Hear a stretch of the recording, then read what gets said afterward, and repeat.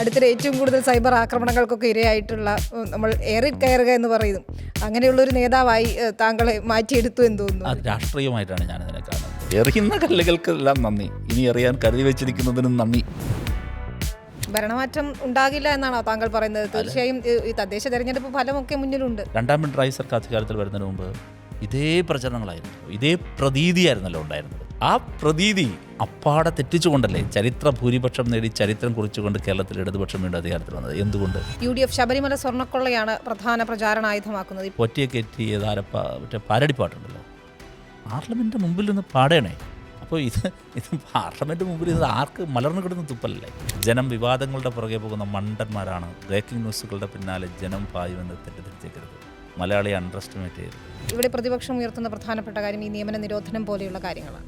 ശുദ്ധാസംബന്ധാണ് പറയുന്നത്. കേരളത്തിൽ നിയമനങ്ങൾ നടക്കുന്നില്ല എന്ന് പറയുന്ന രണ്ട് കൂട്ടരാണ്. ഒന്ന് കോൺഗ്രസും മറ്റൊന്ന് BJP. ഒരു ഓപ്പൺ ഡിബേറ്റിന് തയ്യാറാണ്. കഴിഞ്ഞ 10 വർഷത്തിന് മുമ്പുള്ള കേരളവും നമുക്ക് കമ്പയർ ചെയ്യാം. ഉമ്മൻചാണ്ടി സർക്കാരിൻ്റെ 5 വർഷം. തൊഴിലുറപ്പ് പദ്ധതിയിലെ പരിഷ്കരണം വന്നപ്പോൾ അവിടെ ഞാൻ നീ എന്ന് പറഞ്ഞുകൊണ്ട് ക്രെഡിറ്റ് തർക്കമാണ് കാണുന്നത്. പിന്തുണ ഞങ്ങൾ കൊടുക്കാൻ തീരുമാനിച്ചപ്പോൾ സോണിയാഗാന്ധി ചോദിച്ചത് ഏതൊക്കെ ക്യാബിനറ്റ് ഏതൊക്കെ പോർട്ട്ഫോളിയോ വേണമെന്ന് എഴുതി തന്നാട്ടെ. ഞങ്ങളുടെ മന്ത്രിക്കസേരകൾ പോലും ഒഴിവാക്കിക്കൊണ്ട് ഇന്ത്യക്ക് വേണ്ടി പൊതുവിൽ ഞങ്ങളുടെ ബ്രെയിൻ ചൈൽഡായി വന്ന പ്രൊജക്റ്റാണ് ദേശീയ ഗ്രാമീണ തൊഴിലുറപ്പ്.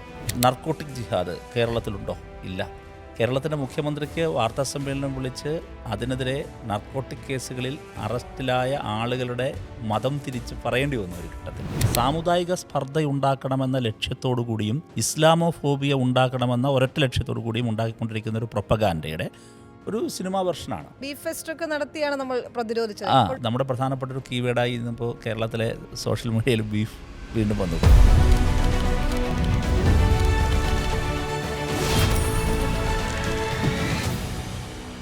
നമസ്കാരം. റിപ്പോർട്ടർ ഇലക്ഷൻ പോഡ്കാസ്റ്റിലേക്ക് സ്വാഗതം. റഹീം MP ആണ് ഇന്ന് നമ്മോടൊപ്പം ചേരുന്നത്. നമസ്കാരം. നമസ്കാരം. നമുക്ക് ആനുകാലിക വിഷയങ്ങൾ സംസാരിച്ച് തുടങ്ങാമെന്ന് തോന്നുന്നു. കേരള സ്റ്റോറിയുടെ 2ാം ഭാഗം. ആദ്യ ഭാഗം തന്നെ എത്ര വലിയ രീതിയിൽ പ്രൊപ്പഗാൻഡ പരത്തിയെന്ന് നമുക്കറിയാം. ട്രെയിലർ തന്നെ നമ്മെ വലിയ രീതിയിൽ ആശങ്കപ്പെടുത്തുന്നതാണ്. ഒരുപക്ഷെ മലയാളികൾക്ക് സുപരിചിതമല്ലാത്ത ഒരു കേരളത്തെ പരിചയപ്പെടുത്തുന്നത് പോലെയാണ് ആ സിനിമ തോന്നുന്നത്. ട്രെയിലർ കാണുമ്പോൾ തന്നെ ഒരു കാര്യം മനസ്സിലാണല്ലോ, കേരളത്തിലുള്ള മലയാളി എല്ലാവർക്കും അത് സംബന്ധിച്ച് മനസ്സിലാക്കുക എന്താ ഉദ്ദേശിക്കുന്നത്. പക്ഷേ ഇവരിതിനെ മാർക്കറ്റ് ചെയ്യാൻ ഉദ്ദേശിക്കുന്നത് ഇന്ത്യയുടെ മറ്റ് സംസ്ഥാനങ്ങളിലാണ്, പ്രത്യേകിച്ചും ഉത്തരേന്ത്യൻ സംസ്ഥാനങ്ങളിലാണ്. അവിടെയെല്ലാം ഒരു വലിയ മലയാളി വിരുദ്ധ കേരള വിരുദ്ധ പ്രചരണത്തിനുള്ള കോപ്പുകൂട്ടലാണ്. അതിനുള്ളൊരു ടൂളാണ് സംഘപരിവാർ ഈ പ്രൊപ്പഗാൻഡ സിനിമയെ കാണുന്നത്. ഒപ്പം കേരളത്തിൽ സാമുദായിക ധ്രുവീകരണം ഉണ്ടാക്കാൻ ശ്രമിക്കുക, നുണകൾ പ്രചരിപ്പിക്കുക എന്നുള്ളതാണ്. ഇതിൻ്റെ ബേസ് എന്ന് പറയുന്നത് പോസ്റ്റ് ട്രൂത്തിൻ്റെ കൃത്യമായ ആപ്ലിക്കേഷനാണ്. നമ്മൾ ജീവിച്ചിരിക്കുന്ന കാലം പോസ്റ്റ് ട്രൂത്തിൻ്റെ കാലം, സത്യം മരിച്ചുപോയ കാലം, സത്യാനന്തര കാലത്ത് വസ്തുതകൾക്ക് വലിയ കാര്യങ്ങളൊന്നും ഉണ്ടാകില്ല. അപ്പോൾ ഏറെക്കാലമായി സംഘപരിവാർ പ്രചരിപ്പിച്ചു കൊണ്ടിരിക്കുന്ന ചില പോസ്റ്റ് ട്രൂത്ത് എലമെൻറ്റുകൾ, നുണകൾ, ആ നുണകളുടെ ഒരു സിനിമാ വെർഷനാണ് ഇത്. ഈ പ്രൊപ്പഗാൻഡ സിനിമയിൽ തുടങ്ങി സിനിമയിൽ അവസാനിക്കുന്നതല്ല. ഏറെക്കാലമായി ഇപ്പോൾ ലവ് ജിഹാദ് എന്ന് പറയുന്ന ഒരു കാര്യം, കേരളത്തിൽ ലവ് ജിഹാദ് ഉണ്ടോ? ഇല്ല എന്ന് ഈ കേരളത്തിലെ എല്ലാ അന്വേഷണ ഏജൻസികളും പറഞ്ഞു. പാർലമെൻറ്റിനുള്ളിൽ ഗവൺമെൻറ് തന്നെ ഒഫീഷ്യലി ഡിക്ലെയർ ചെയ്തു അങ്ങനെ ഒന്നില്ല. പക്ഷേ എന്നിട്ടും അതുണ്ട് എന്ന നിലയിലുള്ള പ്രൊപ്പഗാൻഡ നടന്നുകൊണ്ടിരിക്കുന്നു. നർക്കോട്ടിക് ജിഹാദ് കേരളത്തിലുണ്ടോ? ഇല്ല. കേരളത്തിൻ്റെ മുഖ്യമന്ത്രിക്ക് വാർത്താസമ്മേളനം വിളിച്ച് അതിനെതിരെ നർക്കോട്ടിക് കേസുകളിൽ അറസ്റ്റിലായ ആളുകളുടെ മതം തിരിച്ച് പറയേണ്ടി വന്നു ഒരു ഘട്ടത്തിൽ. ഡേറ്റ പുറത്തുവിടേണ്ടി വന്നു. ഈ തുടർച്ചയായി നടത്തിക്കൊണ്ടിരിക്കുന്ന ഒരു നുണ, സാമുദായിക സ്പർദ്ധയുണ്ടാക്കണമെന്ന ലക്ഷ്യത്തോടു കൂടിയും ഇസ്ലാമോഫോബിയ ഉണ്ടാക്കണമെന്ന ഒരൊറ്റ ലക്ഷ്യത്തോടു കൂടിയും ഉണ്ടാക്കിക്കൊണ്ടിരിക്കുന്ന ഒരു പ്രൊപ്പഗാൻഡയുടെ ഒരു സിനിമാ വെർഷനാണ്. അതാണ് കേരള സ്റ്റോറിയുടെ 1ഉം കേരള സ്റ്റോറിയുടെ 2ഉം. മലയാളി ഇപ്പോഴും രാജീവ് ചന്ദ്രശേഖറിൻ്റെ പാർട്ടിക്ക് മനസ്സിലായിട്ടില്ല. കേരളത്തിൻ്റെ ഒരു സ്പിരിറ്റും മനസ്സിലായിട്ടില്ല സംഘപരിവാറിന്. അമിത്ഷായും നരേന്ദ്രമോദിയെന്നും ഞാൻ കുറച്ച് കാണുന്നില്ല ഏത് തരത്തിൽ അവരൊക്കെ പറയുന്ന പോലെ. പക്ഷേ കേരളത്തെക്കുറിച്ച് അത്ര അങ്ങോട്ട് പിടികിട്ടിയിട്ടില്ലെന്ന് എനിക്ക് തോന്നുന്നു, അല്ലെങ്കിൽ നമുക്ക് തോന്നുന്നു. കേരളത്തിൽ ഇതൊക്കെ കേരളീയരെടുത്ത് കൊണ്ടുവന്ന കേരളീയർ എങ്ങനെയായിരിക്കും എടുക്കുക? ബീഫ് അല്ലെങ്കിൽ ഭക്ഷണ സ്വാതന്ത്ര്യവുമായി ബന്ധപ്പെട്ടോ, ബീഫ് എന്ന് പറയുന്ന ഒരു കാര്യം മാത്രമല്ല, ഭക്ഷണ സ്വാതന്ത്ര്യം, വസ്ത്ര സ്വാതന്ത്ര്യം, ഇതിനെല്ലാം മലയാളിയെ സംബന്ധിച്ച് ഇങ്ങനെ അടിച്ചേൽപ്പിക്കലുകൾ വന്നാൽ, ഇല്ലെങ്കിൽ നിങ്ങൾ ഇത്തരത്തിലുള്ള നരേഷനുകൾ ക്രിയേറ്റ് ചെയ്യാൻ ശ്രമിച്ചാൽ അതിൽ വഴങ്ങിത്തരും എന്ന് കരുതുന്നുണ്ടോ? അപ്പോൾ സ്പോണ്ടേനിയസ് ആയിട്ട് എല്ലാവരും ഏറ്റെടുത്തില്ലേ അതിനെതിരായിട്ടുള്ള ക്യാമ്പയിൻ? അന്ന് ബീഫ് ഫെസ്റ്റ് ഒക്കെ നടത്തിയാണ് നമ്മൾ പ്രതിരോധിച്ചത്. ഇപ്പോഴും അത്തരം ചില പ്രതിരോധ മാർഗങ്ങൾ സ്വീകരിക്കേണ്ടി ബീഫ് ഫെസ്റ്റിൻ്റെ വരുന്നത് അതെ, ബീഫ് ഫെസ്റ്റിൻ്റെ ഇത് അല്ലാതെ തന്നെ വന്നു. ഇതിനെ തുറന്നു കാണിക്കാൻ വന്നു. ഭക്ഷണം വിലക്കിയ സമയത്ത് ഇന്ത്യയിൽ മുഹമ്മദ് അഖ്ലാഖെല്ലാം കൊല്ലപ്പെട്ട സമയത്ത് വളരെ ശക്തമായി കേരളത്തിലുടനീളം ബീഫ് ഫെസ്റ്റിവൽ നടത്തിയ ആളുകളാണ് ഞങ്ങൾ. അപ്പോൾ ഇതും ബീഫ് ഫെസ്റ്റ് ഇപ്പോൾ തന്നെ ആളുകൾ സ്വമേധയാ തന്നെ ബീഫ്, ഇപ്പോൾ നമ്മുടെ പ്രധാനപ്പെട്ട ഒരു കീവേഡായി ഇന്നിപ്പോൾ കേരളത്തിലെ സോഷ്യൽ മീഡിയയിൽ ബീഫ് വീണ്ടും വന്നു. പൊറോട്ടയും ബീഫും എല്ലായിടത്തും അത് വന്നു കഴിഞ്ഞു. സ്വാഭാവികമായ പ്രതിരോധമാണ്, ക്രിയാത്മകമായ പ്രതിരോധങ്ങൾ ഉയർന്നു കഴിഞ്ഞു. മലയാളി വിരുദ്ധ ക്യാമ്പയിനാണ്. ഇപ്പോൾ ബഡ്ജറ്റിൽ പോലും നമ്മളോട് കാണിക്കുന്ന ഈ തൊട്ടുകൂടായ്മയുണ്ടല്ലോ, അവഗണന എന്ന വാക്കൊന്നും പോരാ, അതിൻ്റെ കനം കുറഞ്ഞു പോകും. കടുത്ത വിവേചനം അല്ലെങ്കിൽ വിവേചനത്തിനും അപ്പുറത്തുള്ള ഏതെങ്കിലും മലയാള പദം തിരയണം. അത്ര വിവേചനം ഞങ്ങളോട് കാണിക്കുമ്പോഴും അതിൻ്റെ എല്ലാം ഉള്ളിലിരിക്കുന്നത് ഈ കേരള വിരുദ്ധതയാണ്. നമ്മളെന്തിലാണ് പിറകിലെന്ന് സംഘപരിവാർക്ക് മലയാളികളോട് പറയണം. ഞങ്ങൾ എന്തിലാണ് പിറകിൽ? ഞങ്ങൾ എന്താണ്, എവിടെയാണ് പരാജയപ്പെടുന്നത്? എവിടെയെങ്കിലും ഒരിടത്ത് ഞങ്ങളുടെ ഒരു പരാജയം, ഞങ്ങളുടെ ഒരു കുറവ് ചൂണ്ടിക്കാണിക്കാൻ പറ്റും. പക്ഷെ അപ്പോഴും ഈ മൈഗ്രേഷൻ, നമ്മുടെ വിദ്യാർത്ഥികൾ അതല്ലെങ്കിൽ അന്യ ദേശങ്ങളിൽ ജോലി തേടി പോകുന്നവർ, അതിൻ്റെ ഒരു കണക്ക് നോക്കുമ്പോൾ പക്ഷേ കേരളത്തിൽ നിന്ന് കൂടുതൽ മൈഗ്രേഷൻ നടക്കുന്നു എന്നതാണ് പ്രധാനപ്പെട്ട ഒരു കാര്യം. അതിൽ പ്രതിപക്ഷവും വളരെ ആയുധമാക്കി ഇപ്പോൾ ഈ തെരഞ്ഞെടുപ്പിലൊക്കെ അത് ഉയർത്തുകയും ചെയ്യുന്നുണ്ട്. അല്ല, അത് യഥാർത്ഥത്തിൽ രണ്ട് തരത്തിൽ തന്നെ കാണണം. ഒന്ന്, migration is not a crime. Malayali നേരത്തെ മൈഗ്രേറ്റ് ചെയ്തിട്ടുണ്ട്. ഇനി മൈഗ്രേഷൻ അത് ഉണ്ടാക്കി വയ്ക്കുന്നൊരു നരേഷൻ എന്താ? ഇപ്പോൾ കഴിഞ്ഞ ദിവസം പാർലമെൻറ്റിനുള്ളിൽ ശ്രീ സദാനന്ദൻ മാസ്റ്റർ പ്രസംഗിച്ചപ്പോൾ പറയായിരുന്നു, കേരളത്തിൽ നിന്ന് ഇങ്ങനെ ഒരുപാട് പേര് പുറത്തേക്ക് പോകുന്നു എന്നുള്ളതാണ്. അതും ഒരു ആൻറ്റി കേരള പ്രൊപ്പഗാൻഡയ്ക്ക് വേണ്ടി മലയാളികളായ BJP-ക്കാരും ദൗർഭാഗ്യവശാൽ കോൺഗ്രസ്സുകാരും അത് ഏറ്റുപിടിക്കുകയാണ്. അങ്ങനെയാണെങ്കിൽ ഈ ഇന്ത്യയിലെ മറ്റ് സംസ്ഥാനങ്ങളിൽ നിന്ന് കേരളത്തെ ഗൾഫായി കണ്ട് കേരളത്തിലേക്ക് വന്നിറങ്ങുന്ന മനുഷ്യരെത്രയാണ്? അവരുടെ ഒരു സുഖലോകമായി കാണുന്നത് കേരളത്തെയാണ്. ഈ തൊഴിലില്ലായ്മയുടെ കാര്യം പറഞ്ഞപ്പോൾ കേന്ദ്രത്തിൻ്റെ തൊഴിൽ വിവേചനത്തിനെതിരെ വലിയ രീതിയിൽ DYFI ഉൾപ്പെടെ വലിയ ക്യാമ്പയിനുകൾ നടത്തുന്നുണ്ട്. പക്ഷേ കേരളത്തിലേക്ക് വരുമ്പോൾ തിരിച്ച് ഇവിടെ പ്രതിപക്ഷം ഉയർത്തുന്ന പ്രധാനപ്പെട്ട കാര്യം ഈ നിയമന നിരോധനം പോലെയുള്ള കാര്യങ്ങളാണ്. ശുദ്ധാസംബന്ധമാണ് പറയുന്നത്. കേരളം ഇന്ത്യയിൽ ഏറ്റവും അധികം ആളുകൾക്ക് സ്ഥിര നിയമനം കൊടുക്കുന്ന സ്റ്റേറ്റാണ്. കേരളത്തിൽ നിയമനങ്ങൾ നടക്കുന്നില്ല എന്ന് പറയുന്ന രണ്ട് കൂട്ടരാണ്. ഒന്ന് കോൺഗ്രസും മറ്റൊന്ന് BJP-യും. ഒരു ഓപ്പൺ ഡിബേറ്റിന് തയ്യാറാണ്.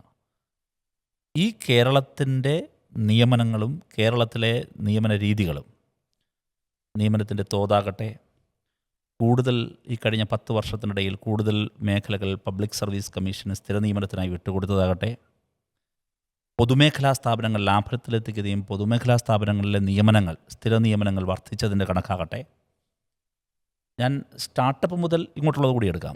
സ്റ്റാർട്ടപ്പിൻ്റെ ഭാഗമായിട്ടുണ്ടായ തൊഴിലവസരങ്ങളാകട്ടെ, സംരംഭക വർഷത്തിൻ്റെയും അതോടൊപ്പം തന്നെ ഇൻഡസ്ട്രിയൽ ഡിപ്പാർട്ട്മെൻറ്റ് ഇടപെടലിൻ്റെയും ഭാഗമായിട്ടുണ്ടായ പുതിയ തൊഴിലവസരങ്ങളാകട്ടെ, ടൂറിസം സെക്ടർ വലിയ ഫ്ലറിഷിംഗ് ആണ് ഉണ്ടായത്, അതിൻ്റെ ഭാഗമായിട്ടുള്ള തൊഴിലവസരങ്ങളാകട്ടെ, ഇതെല്ലാം എടുത്തു വെച്ച് നമുക്ക് ഇന്ത്യയിലെ മറ്റേതൊരു സ്റ്റേറ്റുമായി നമുക്ക് കമ്പയർ ചെയ്യാം. കഴിഞ്ഞ 10 വർഷം നമുക്ക് കമ്പയർ ചെയ്യാം. കഴിഞ്ഞ 10 വർഷത്തിന് മുമ്പുള്ള കേരളവും നമുക്ക് കമ്പയർ ചെയ്യാം. ഉമ്മൻചാണ്ടി സർക്കാരിൻ്റെ 5 വർഷം കമ്പയർ ചെയ്യാം. ഫാക്ട് വെച്ച് സംസാരിക്കണ്ടേ? നമ്മൾ കേന്ദ്ര വിവേചനത്തെക്കുറിച്ച് പറയുമ്പോൾ മുഖ്യമന്ത്രി എപ്പോഴും പറയാനുള്ള ഒരു കാര്യമാണ്, കേരളത്തിൽ നിന്നുള്ള MP-മാർ ഒരിക്കലും ഒറ്റക്കെട്ടായി നിൽക്കുന്നില്ല എന്നതാണ്. UDF-ൻ്റെ MP-മാർ സഹകരിക്കുന്നില്ല ഒരു കാര്യത്തിലും. പ്രത്യേകിച്ച് കേന്ദ്രത്തിനെതിരെ സമരം ചെയ്യുമ്പോൾ ഒന്നും തന്നെ സഹകരിക്കുന്നില്ല. ഏറ്റവും ഒടുവിൽ തൊഴിലുറപ്പ് പദ്ധതിയിലെ പരിഷ്കരണം വന്നപ്പോൾ അതിൽ പോലും ഇപ്പോൾ നമ്മൾ കാണുന്നത് അന്ന് UPA സർക്കാരിൻ്റെ കാലത്ത് കൊണ്ടുവന്നതാണ്. അവിടെ ഞാൻ നീ എന്ന് പറഞ്ഞുകൊണ്ട് ക്രെഡിറ്റ് തർക്കമാണ് കാണുന്നത്. അല്ല, ക്രെഡിറ്റ് തർക്കം ചരിത്രമാണല്ലോ. 61 MP-മാർ ഞങ്ങൾക്കൊന്നുണ്ടായിരുന്നു. ഞങ്ങളോടൊന്ന് ചോദിച്ചു, അല്ല എന്താ പിന്തുണ ഞങ്ങൾ കൊടുക്കാൻ തീരുമാനിച്ചപ്പോൾ നീട്ടിപ്പിടിച്ചൊരു കടലാസിൽ സോണിയാഗാന്ധി ചോദിച്ചത്, മന്ത്രി ഏതൊക്കെ ക്യാബിനറ്റ് ഏതൊക്കെ പോർട്ട്ഫോളിയോ വേണമെന്ന് ഇങ്ങനെ എഴുതി തന്നാട്ടെ എന്നാണ്. പക്ഷേ ഇന്ന് സഖാവ് ഹർകിഷൻ സിംഗ് സുർജിത്ത് പാർട്ടിയുടെ അഖിലേന്ത്യാ ജനറൽ സെക്രട്ടറി പറഞ്ഞ് ഞങ്ങൾക്ക് ഇന്ത്യയെ തിരിച്ചു തന്നാൽ മതി എന്നാണ്, സംഘപരിവാറിനെ മാറ്റി നിർത്തിയാൽ മതി എന്നാണ്. അതാണ് ഇന്ത്യൻ ലെഫ്റ്റ്. ആ ലെഫ്റ്റ് ഞാനാണ് ലെഫ്റ്റ് എന്നൊക്കെ പറയാൻ പലർക്കും പൂതിയുണ്ടാവും. ഇതാണ് ലെഫ്റ്റ്. ആ ലെഫ്റ്റ് മോഹിപ്പിക്കുന്ന ലെഫ്റ്റാണ്. അങ്ങനെ പറയാൻ ലെഫ്റ്റിനെ കഴിയൂ. സ്റ്റേജിലെ കസേരയ്ക്ക് അടികൂടുന്നവരുടെ കാലമാണ്, അവിടെ തമ്മിൽ തല്ലി വീണുന്ന കാലമാണ്. ഞാൻ പറയുന്നത്, നമ്മൾ ലോകത്തിലെ ഏറ്റവും വലിയ ഡെമോക്രാറ്റിക് റിപ്പബ്ലിക്കിൻ്റെ അധികാര കസേരകൾ വെച്ചു നീട്ടിയപ്പോൾ ഞങ്ങൾ പറഞ്ഞത് തിരിച്ചു മതി, ഞങ്ങൾക്കും നിങ്ങൾക്കും യോജിക്കാവുന്ന പരിപാടികൾ, കോമൺ മിനിമം പ്രോഗ്രാം, അതാണ് CMB-യുടെ രൂപീകരണത്തിലേക്ക് വന്നത്. സഖാവ് സീതാറാം യെച്ചൂരിയാണ് അതിൽ നിർണായകമായ പങ്ക് വഹിച്ച ഒരാൾ. അതിൽ CPIM മുന്നോട്ട് വെച്ച ഞങ്ങളുടെ ബ്രെയിൻ ചൈൽഡാണ് ദേശീയ ഗ്രാമീണ തൊഴിലുറപ്പ് പദ്ധതി. അത് ചരിത്രമാണ്. അങ്ങനെ ഞങ്ങളുടെ മന്ത്രി കസേരകൾ പോലും ഒഴിവാക്കിക്കൊണ്ട് ഇന്ത്യക്ക് വേണ്ടി പൊതുവിൽ ഇന്ത്യൻ സെക്കുലർ ഫാബ്രിക്കിനെ സംരക്ഷിക്കുന്നതിന്, സംഘപരിവാറിനെ അകറ്റി നിർത്തുന്നതിന്, ഭരണഘടനാ മൂല്യങ്ങൾ സംരക്ഷിക്കുന്നതിനൊക്കെ വേണ്ടി ഞങ്ങളുടെ അടുത്തൊരു വലിയ സ്റ്റെപ്പിൽ ഞങ്ങളുടെ ബ്രെയിൻ ചൈൽഡായി വന്ന പ്രോജക്റ്റാണ് ദേശീയ ഗ്രാമീണ തൊഴിലുറപ്പ് പദ്ധതി. സംഘപരിവാർ ഗവൺമെൻറ് അധികാരത്തിൽ വന്ന ഘട്ടം മുതൽ UPA കാലത്ത് നന്നായി തന്നെയാണ് പോയത്. പൊറ്റിയെ കയറ്റി ഏതാരപ്പ മറ്റേ പാരടിപ്പാട്ടുണ്ടല്ലോ, പാർലമെൻറ്റിൻ്റെ മുമ്പിൽ നിന്ന് പാടണേ, പാർലമെൻറ്റിൻ്റെ മുമ്പിൽ നിന്ന് പാടാണ്. അപ്പോൾ ഇത് പാർലമെൻറ്റ് മുമ്പിൽ ഇത് ആർക്ക് മലർന്നു കിടന്ന് തുപ്പലല്ലേ. ഇപ്പോൾ എന്തോ ഇവർ കരുതിയിരിക്കുന്നത് ഇപ്പോൾ ഇവർക്ക് ഭരണം കിട്ടുമെന്നാണ്. ഇപ്പോൾ ഇവരെന്തോ കേരളത്തിലെന്തോ ഭരണമൊക്കെ വന്നതുപോലെയാണ്, വകുപ്പൊക്കെ ഡിവൈഡ് ചെയ്തെടുത്തു എന്നാണ് ഞാൻ മനസ്സിലാക്കുന്നത്. അപ്പോൾ അത് പേടിക്കണ്ട. 2021 പ്രൈവറ്റ് സെക്രട്ടറിമാരെ വരെ നിശ്ചയിച്ചതായിരുന്നു അവർ 21. അപ്പോൾ പോർട്ട്ഫോളിയോ ഏതാണ്ട് പരസ്പരമൊക്കെ അതിൻ്റെ മേലുള്ള കടിപിടികൾ ആരംഭിച്ചിരുന്നു, അതിനുള്ള ലോബിയിങ് ആരംഭിച്ചിരുന്നു. പിന്നെ സെക്രട്ടറിമാരെയൊക്കെ എവിടെയൊക്കെ വെക്കണമെന്നൊക്കെ തന്നെ ചില IASകാരൊക്കെ കൂടിയിരുന്ന് ആലോചിച്ചു എന്നുള്ളതാണ് അന്നത്തെ ഫാക്റ്റ്. ഭരണമാറ്റം ഉണ്ടാകില്ല എന്നാണോ താങ്കൾ പറയുന്നത്? തീർച്ചയായും ഈ തദ്ദേശ തെരഞ്ഞെടുപ്പ് ഫലമൊക്കെ മുന്നിലുണ്ട്. തദ്ദേശ സ്വയംഭരണത്തിൻ്റെ ഫലം തന്നെ എടുത്താലും അവർക്ക് എത്ര സീറ്റിൻ്റെ ഇതാ കാണിക്കുന്നത്? 88 സീറ്റല്ലേ ഉള്ളൂ. അങ്ങനെ വന്നാൽ പോലും 88 ഉള്ളൂ. ആ 88 അവർ പരമാവധി പിടിച്ചതാണ്. ഇനി ആ 88 തന്നെ കേരള നിയമസഭയിലേക്ക് വരുമ്പോൾ കേരള നിയമസഭയുടെ ഒരു സ്പെക്ട്രം എങ്ങനെയായിരിക്കും? MLAമാരുടെ ശക്തമായ സാന്നിധ്യം നമ്പർ 1. നമ്പർ 2, കേരളത്തിൽ വികസനം. ചോദിച്ചല്ലോ, ഭരണം തുടരും എന്ന് താങ്കൾ വിശ്വസിക്കുന്നുണ്ടോ എന്ന്. ഈ ഗവൺമെൻറ്റിനെ എന്തിലാണ് നിങ്ങൾ മാർക്ക് കുറയ്ക്കുന്നത്? ഈ ഗവൺമെൻറ് എന്തുകൊണ്ട് പോകണം? നമുക്കൊരു കാരണം വേണമല്ലോ. മലയാളി ഈ പറയുന്ന പോലെ നമ്മുടെ ഈ പാത്രം പൊട്ടിയ കൊറോണ പോകുമെന്ന് പറയുമ്പോൾ വിശ്വസിക്കുന്ന ആളുകളൊന്നുമല്ലല്ലോ, ഇല്ലേ? അല്ലെങ്കിൽ എന്തെങ്കിലും ചാണകം ഉരുട്ടി തന്നിട്ട് ഇതങ്ങ് വിഴുങ്ങിക്കോളൂ എന്ന് പറഞ്ഞാൽ വിഴുങ്ങുന്ന ആളുകളൊന്നും അല്ലല്ലോ. 2ാം പിണറായി സർക്കാർ അധികാരത്തിൽ വരുന്നതിന് മുമ്പ് ഇതേ പ്രചരണങ്ങളായിരുന്നല്ലോ, ഇതേ പ്രതീതിയായിരുന്നല്ലോ ഉണ്ടായിരുന്നത്. ആ പ്രതീതിയുടെ ആത്മവിശ്വാസത്തിലാണല്ലോ ഞാൻ നേരത്തെ പറഞ്ഞ കാര്യങ്ങളെല്ലാം നടന്നത്. ആരൊക്കെ മുഖ്യമന്ത്രിയുടെ ഓഫീസിൽ വേണം, ആരൊക്കെ എവിടെയൊക്കെ വേണം എന്നുവരെ അവർ ചർച്ച ചെയ്തു കാട് കയറി പോയിട്ട്. ആ പ്രതീതി അപ്പാടെ തെറ്റിച്ചുകൊണ്ടല്ലേ ചരിത്ര ഭൂരിപക്ഷം നേടി ചരിത്രം കുറിച്ചുകൊണ്ട് കേരളത്തിൽ ഇടതുപക്ഷം വീണ്ടും അധികാരത്തിൽ വന്നത്. എന്തുകൊണ്ട്? ജനം കൃത്യമായത് ജഡ്ജ് ചെയ്യാനുള്ള കപ്പാസിറ്റിയുള്ള മലയാളികളായതുകൊണ്ടാണ്. എന്തുകൊണ്ടാണ്? അവരുടെ ജഡ്ജ്മെൻറ്റ് തെറ്റിയതുമില്ല. ഈ വിവാദങ്ങളൊന്നും ഒരു തരത്തിലും ബാധിക്കില്ല എന്നാണ് പറഞ്ഞത്. പ്രത്യേകിച്ച് UDF ശബരിമല സ്വർണ്ണക്കൊള്ളയാണ് പ്രധാന പ്രചാരണായുധമാക്കുന്നത്. ഇപ്പോഴും VD സതീശൻ്റെ യാത്രയിലൊക്കെ തന്നെയും അതാണ് പ്രധാനപ്പെട്ട ഒരു വിഷയമായി അവർ ഉയർത്തിക്കൊണ്ടുവരുന്നത്. CPMൻ്റെ നേതാക്കൾ അവർ അതിൽ പ്രതികളാക്കപ്പെടുന്നു. അതിൻ്റെ അന്വേഷണം നടക്കുകയാണെങ്കിൽ പോലും അതവിടെ ഒരു ഫാക്റ്റായി നിൽക്കുകയാണ്. 2021 വിവാദങ്ങളുണ്ടായിരുന്നു. 2021 പരാജയത്തിന് ശേഷം ഈ വിവാദങ്ങളൊന്നും ഉപയോഗപ്പെടില്ലേ എന്ന് നിങ്ങൾ ചോദിച്ചല്ലോ, അതാണല്ലോ ക്വസ്റ്റ്യൻ. 2021 തുടർഭരണത്തെ ഏറ്റവും ലളിതമായും ഗംഭീരമായും ജഡ്ജ് ചെയ്ത് പറഞ്ഞ ഒരു രാഷ്ട്രീയ നേതാവിൻ്റെ പേര് ശ്രീ O രാജഗോപാൽ എന്നാണ്. നിങ്ങൾ ആർക്കൈവ്സിൽ പോയിട്ട് അദ്ദേഹം പറഞ്ഞൊന്നെടുത്ത് നോക്കണം. അദ്ദേഹത്തിൻ്റെ വാചകം ഞാൻ ആവർത്തിക്കുന്നു. കോട്ട്: നമ്മളെല്ലാവരും വിവാദങ്ങളുടെ പിറകെ പോയി, സർക്കാർ വികസനത്തിനും ക്ഷേമത്തിനും പിറകെ പോയി, ജനം സർക്കാർ നോട്ട് ചെയ്തു. അൺകോട്ട് O രാജഗോപാൽ. അന്നും വിവാദം ഉണ്ടായിരുന്നു, ഇതിനേക്കാൾ വലിയ കെട്ടുകഥകളുണ്ടായിരുന്നു. ജനം വിവാദങ്ങളുടെ പുറകെ പോകുന്ന മണ്ടന്മാരാണ്. ബ്രേക്കിംഗ് ന്യൂസുകളുടെ പിന്നാലെ ജനം പായുമെന്ന് തെറ്റിദ്ധരിച്ചേക്കരുത്. മലയാളിയെ അണ്ടർ എസ്റ്റിമേറ്റ് ചെയ്യരുത്. ഞങ്ങൾക്ക് മലയാളികളിൽ നല്ല ആത്മവിശ്വാസമുണ്ട്. ഞങ്ങൾക്ക് BJPക്കും കോൺഗ്രസിനും പ്രതിപക്ഷത്തിനും ആത്മവിശ്വാസം ഇല്ലാതിരുന്നു. ജനങ്ങളിലുള്ള വിശ്വാസമില്ലായിരുന്നുവെന്നും ഞങ്ങൾ വിവാദങ്ങളുടെ പിറകെ പോയി. ഞങ്ങൾ ഈ 10 വർഷത്തിനിടയിൽ കേരളത്തിലുണ്ടായ മാറ്റം നിങ്ങൾ നോക്ക്. അവിടെയാണ് ഈ കടക്കണിങ്ങുള്ള സാധനം കൊണ്ട് വയ്ക്കുന്നത്. നിങ്ങൾ ആലോചിച്ച് നോക്കൂ. നിങ്ങൾ ഈ 2 കാര്യങ്ങൾ നോക്കൂ. ലാൻഡ് അക്വിസിഷൻ എങ്ങനെയാണ് കേരളത്തിൽ ഗെയിൽ നടക്കാതിരുന്നത്? 2016 ശ്രീ പിണറായി വിജയൻ അധികാരത്തിൽ വരുമ്പോൾ ശ്രീ K. സുരേന്ദ്രൻ അന്ന് നടത്തിയൊരു ചലഞ്ചുണ്ട്. ദേശീയപാത വികസനം, ഗെയില്, പിന്നെ ഏതൊരു പദ്ധതി കൂടിയുണ്ട്. ഈ പദ്ധതികൾ പൂർത്തീകരിക്കാൻ വെല്ലുവിളിച്ചു അദ്ദേഹം. കാരണം എന്താ? സ്ഥലമേറ്റെടുപ്പ്. കേരളത്തിൻ്റെ ഏറ്റവും വലിയ പ്രശ്നം സ്ഥലമേറ്റെടുപ്പ് നടക്കാൻ പറ്റില്ല. കാരണം എല്ലാവരെയും ഭൂമിയുടെ അവകാശികളാക്കി ഭൂപരിഷ്കരണ നിയമം കൊണ്ടുവന്നു.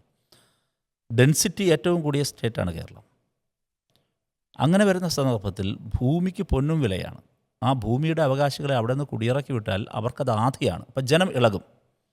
ജനത്തെ ശത്രുക്കളാക്കണ്ട എന്ന് കരുതി കേരളത്തിലുണ്ടായിരുന്ന UDF സർക്കാരിൻ്റെ കാലത്തുടനീളം സ്ഥലമേറ്റെടുപ്പ് വരുന്ന മുഴുവൻ അടിസ്ഥാന സൗകര്യ വികസനവും അവിടെ കിടന്നു, ഫ്രീസറിലായിരുന്നു. അതിനെ നമ്മളെടുത്ത പിണറായി വിജയൻ ഗവൺമെൻറ്റിൻ്റെ മൗലികമായ ഗംഭീരമായ അടയാളപ്പെടുത്തൽ കിഫ്ബിയിലൂടെ അധിക വിഭവസമാഹരണം നടത്തുകയും റീഹാബിലിറ്റേഷൻ പാക്കേജ്.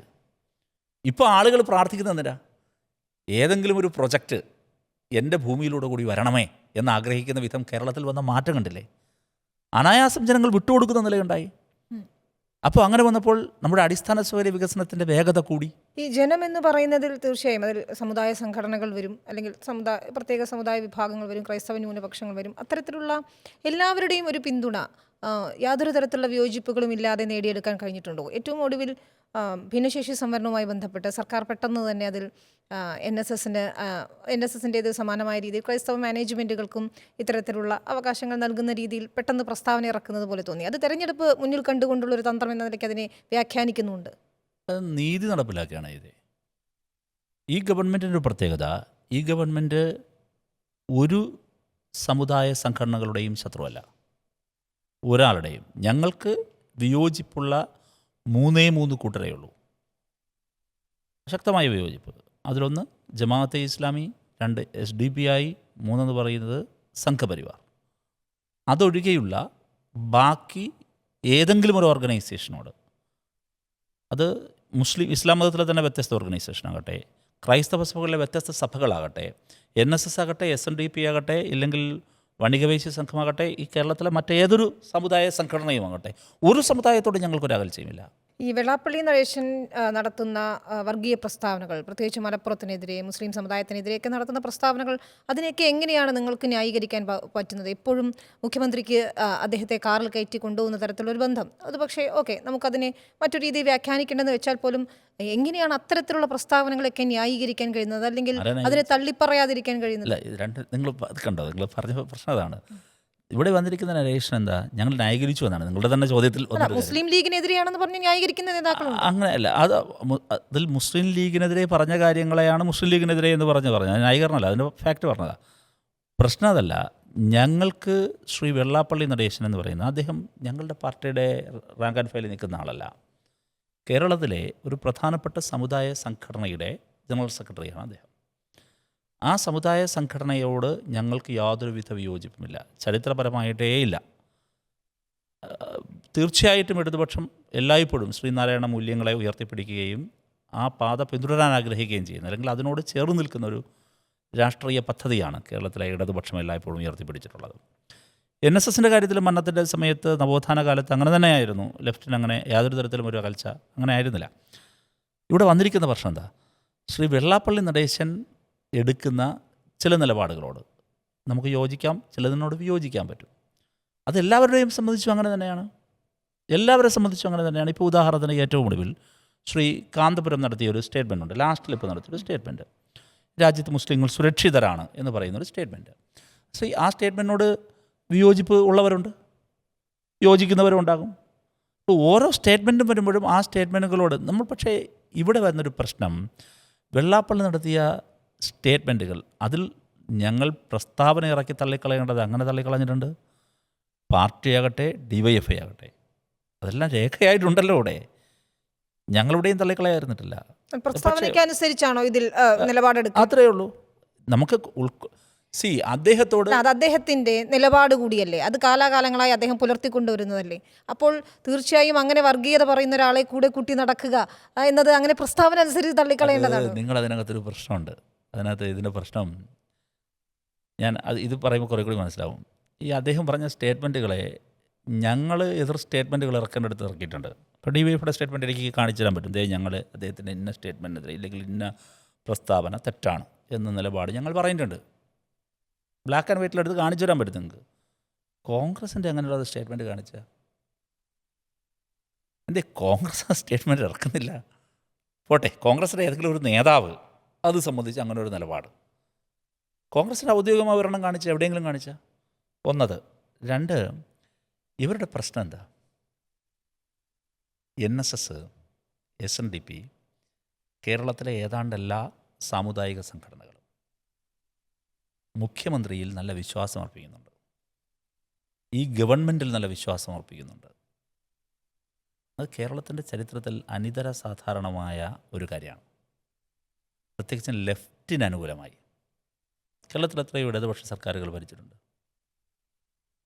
പല സമുദായ സംഘടനകളോടും ആ ഗവൺമെൻറ്റോ ഇല്ലെങ്കിൽ ഞങ്ങളൊക്കെ തന്നെയോ അല്ലെങ്കിൽ മീൻസ് SFIയോ DYFIയോ ഒക്കെ തന്നെ ഏറ്റുമുട്ടേണ്ട ഒരവസ്ഥയാണ് പലപ്പോഴും ഉണ്ടായിട്ടുള്ളത്. അത് വിദ്യാഭ്യാസ കാര്യങ്ങളിലായിരിക്കാം, വിദ്യാഭ്യാസ സ്ഥാപനങ്ങളുമായി ബന്ധപ്പെട്ട കാര്യത്തിലായിരിക്കാം. അങ്ങനെ മൊത്തത്തിലൊരു ഏറ്റുമുട്ടൽ ഉണ്ടായിരുന്നു ചരിത്രത്തിൽ പലത്. ഞാൻ ഓരോന്നും എടുത്ത് ഓർമ്മിപ്പിക്കുന്നില്ല.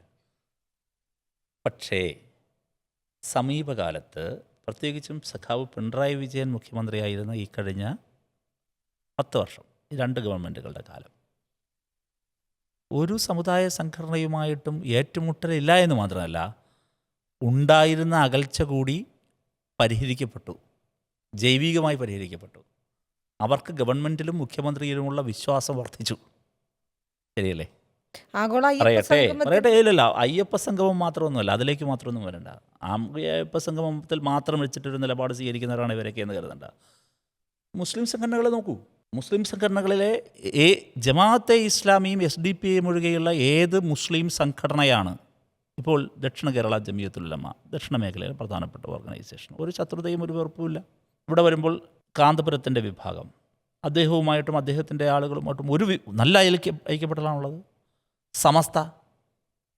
സമസ്തയുടെ നേതാക്കളും ഞങ്ങളും തമ്മിൽ ഒരകൽച്ചയില്ല. വിയോജിപ്പുകളുണ്ടെങ്കിൽ ഉള്ള വിയോജിപ്പ് പറയും. മുജാഹിദ് വിഭാഗം, അവർക്ക് വിയോജിക്കേണ്ട കാര്യങ്ങളുണ്ടാകും. മുജാഹിദിന് തന്നെ വ്യത്യസ്ത വിഭാഗങ്ങൾ. ക്രൈസ്തവ സഭകളെടുക്കൂ, ഞങ്ങൾ വിമർശിക്കേണ്ട കാര്യങ്ങളിൽ അവർക്ക് വിയോജിക്കേണ്ടി വരും. അവർ വിയോജിക്കും, ഞങ്ങളും വിയോജിക്കും. പക്ഷേ യോജിക്കേണ്ടതിൽ യോജിക്കുകയും ചെയ്യും. ആത്യന്തികമായി ഇതങ്ങ് തൊലഞ്ഞു പോകണം. പിണറായി വിജയൻ മോശമാണ്, ഈ ഗവൺമെൻറ് അപ്പാടെ മോശമാണ് എന്നൊരു നിലപാട് കേരളത്തിൽ കാണിക്കുന്ന ഒരു സമുദായ സംഘടനയുടെ പേര് പറ. അപ്പോൾ ഇതിൽ ആരസ്വസ്ഥരാണ്? കോൺഗ്രസ് അസ്വസ്ഥരാണ്. നിങ്ങൾ നേരത്തെ പറഞ്ഞല്ലോ അവർ വലിയ കംഫർട്ടബിളാണ്. പഞ്ചായത്ത് തെരഞ്ഞെടുപ്പൊക്കെ നിങ്ങൾ കണ്ടില്ലേ? അവർ കംഫർട്ടബിളാണോ? അവർ കംഫർട്ടബിൾ അല്ല എന്നതിൻ്റെ ഉദാഹരണമാണ് ജോസ് കെ മാണിയുടെ പിറകെ പോയത്. അവർ പോയല്ലോ, അവർ ഇപ്പോൾ ഓരോന്ന് പറഞ്ഞാൽ പോയല്ലോ. എന്നിട്ടെന്താ പ്രഖ്യാപിച്ചേ? വിസ്മയം. നിങ്ങൾ നോക്ക്, 10 വർഷമായി അധികാരത്തിലിരുന്ന ഞങ്ങൾക്കെതിരെ അവരുടെ മുമ്പിലുള്ളത് ഉണ്ടയില വെടികളായ കുറേ വിവാദങ്ങളാണ്. ഈ പറഞ്ഞ ശബരിമല സ്കാമകം അവർ നിങ്ങൾക്ക് പറഞ്ഞല്ലോ, അതൊക്കെയാണ് മുദ്രാവാക്യം. 2 എന്താ? ഞങ്ങളുടെ കൂടെയുള്ള പാർട്ടിയുടെ ബ്രാഞ്ച് കമ്മിറ്റി അംഗമായിരുന്ന ആൾ മുതൽ ആരെയൊക്കെ പിടിക്കാൻ പറ്റുമോ, ഞങ്ങളുടെ മുന്നണിയിലെ പ്രധാനപ്പെട്ട ആളുകളെ പിടിക്കാൻ പറ്റുമോ, അതിന് പേരിട്ടിട്ടുണ്ട്, വിസ്മയം പോലും. പിറകെ നടക്കല്ലേ? അത് സ്വാഭാവികമല്ലേ? ഇപ്പം ജോസ് കെ മാണി അപ്പുറത്തുണ്ടായിരുന്ന ജോസ് കെ മാണിയെ പിന്നീട് ഇങ്ങോട്ടൊക്കെ എടുക്കുന്നത് നമ്മൾ അല്ല. ജോസ് കെ മാണി അവർ പുറത്താക്കിയതാ. ജോസ് കെ മാണിയെ അവർ പുറത്താക്കി, അപമാനിച്ചു പുറത്താക്കി. അങ്ങനെ പൊരി വെയിലത്ത് നിർത്തിയിരിക്കുമ്പോഴാണ് അവരെ കൈപിടിച്ച് ഞങ്ങൾ കൊണ്ടുവന്നത്. ഞങ്ങൾ UDF മുന്നണിയിൽ നിന്ന് ഒരാളെ വിലവേശി എടുത്തതൊന്നുമല്ല.